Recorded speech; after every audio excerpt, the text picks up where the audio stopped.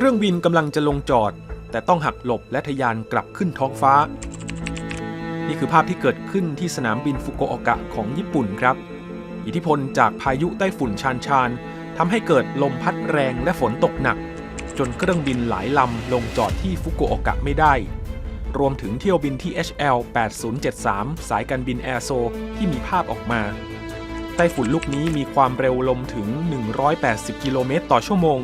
พัดผ่านเกาะคิวชูและกำลังเข้าใกล้พื้นที่ตอนกลางรวมถึงกรุงโตเกียวต่อไปครับ